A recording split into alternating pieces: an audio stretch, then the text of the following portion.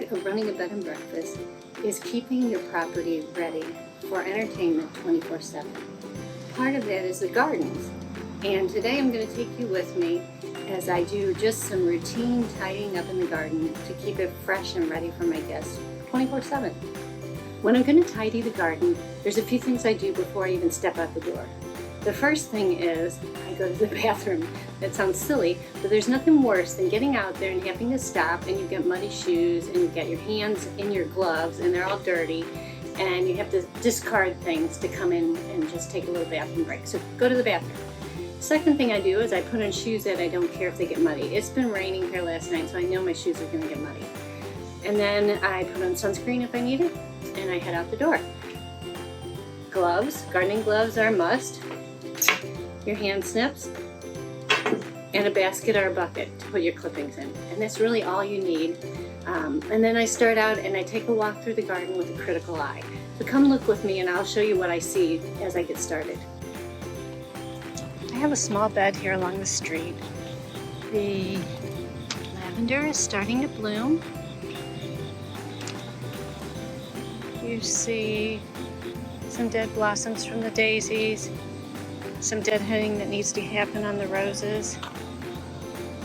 It's early and you hear the rooster in the background.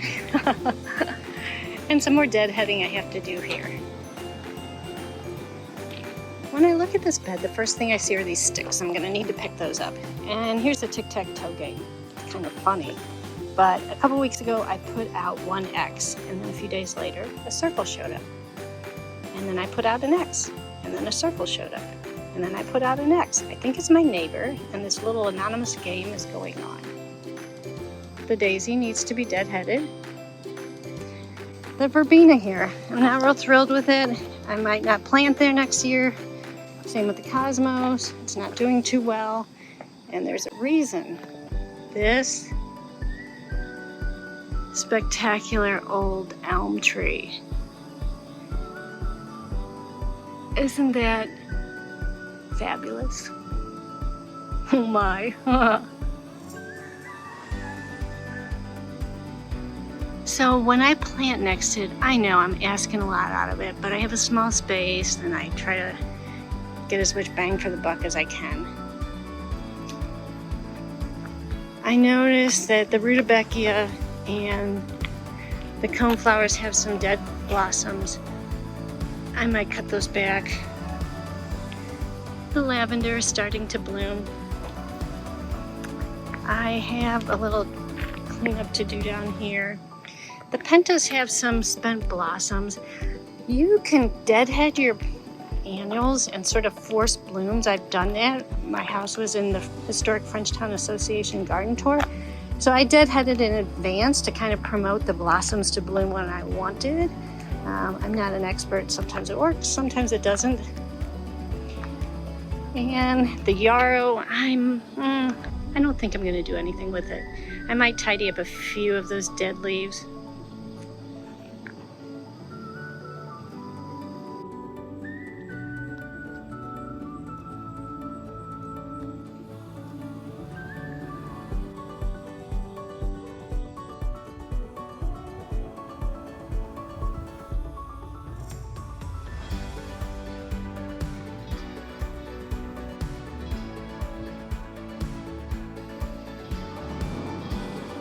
Continuing on, I'm looking at the purple coneflowers and I see a couple blooms that I want to trim off. The little bird bath stone needs to be cleaned up. I see that one leaf over here with the bites. Oh, there's a couple with bites. I think I'll snip those out. And really, from my perspective as a bed and breakfast owner, I'm just looking to keep things pretty. If you look back, we've got this ugly new planting. And it didn't take at first. And actually what happened was my sprinkler system wasn't hitting it after I had planted it. So I had to make an adjustment and now it's coming back. Nothing I can do about that except wait for it to bounce back. I don't see anything I want to do with these roses. Again, a hydrangea, you need to know what kind you have and when you can prune it back. I can't do anything with mine, but they look okay. is not as robust and beautiful as it was when it was all white and blooming.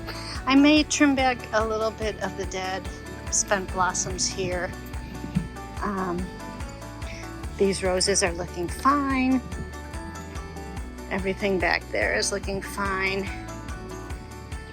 The yarrow was a showstopper. Oh, this one and the one on the other side of the house. And now it's time for some maintenance. Got a couple purple coneflowers that need some tidying.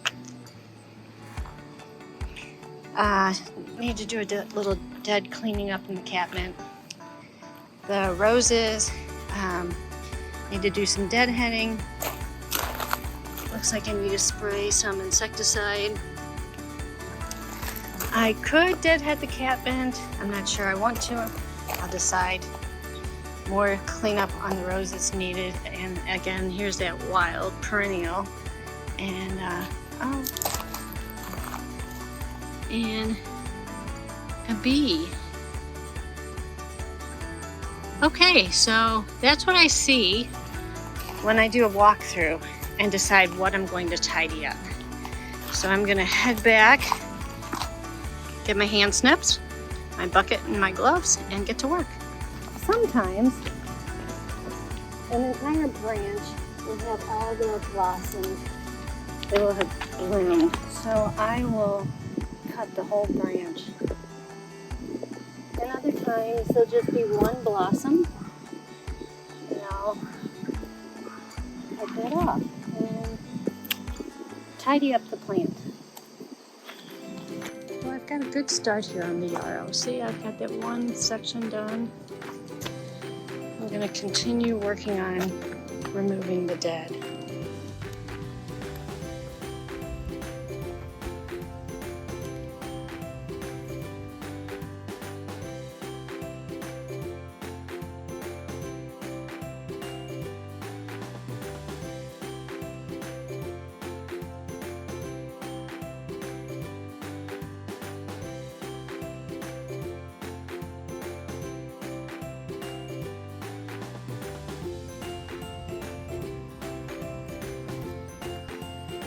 When I'm trimming, I want to be mindful of the little blossoms.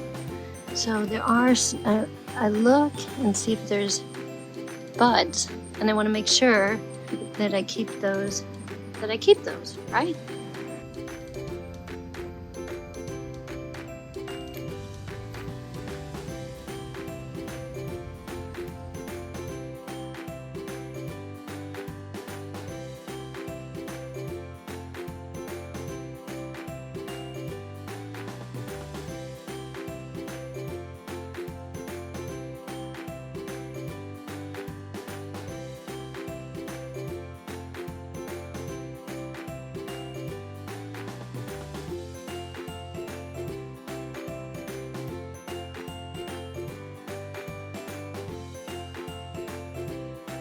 Well, it's definitely beyond its peak, but looks much better.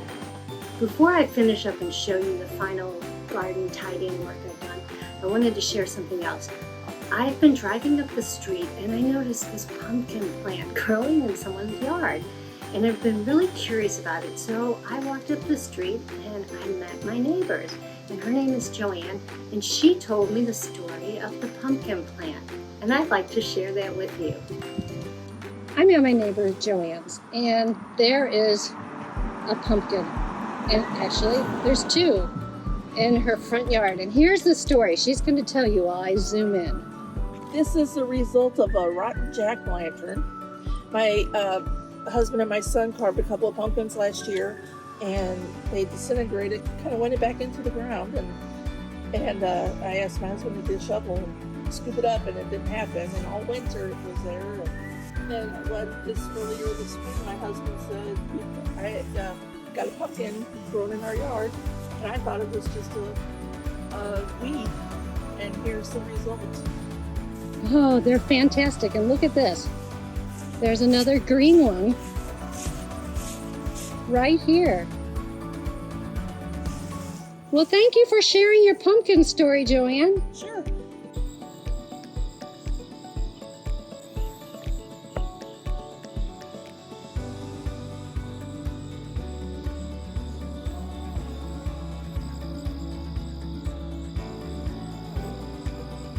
Well, here we go. Post tidy up. And I blew the furniture so it's no longer dusty. Picked up a few sticks and pulled a few weeds, but there wasn't much to do in here.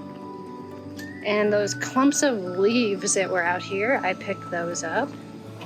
In this garden bed, I deadheaded the daisies and roses. You can take a look.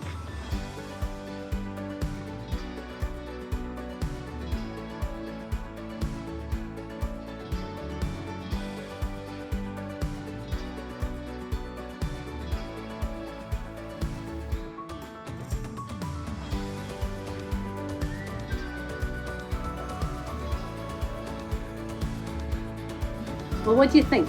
Could you tell the difference? Probably not, had I not walked you through with a little site visit before I started. And it was an hour and 15 minutes, well worth my time. Kind of thing that if you don't keep up with it, it adds up. And it just looks unattractive.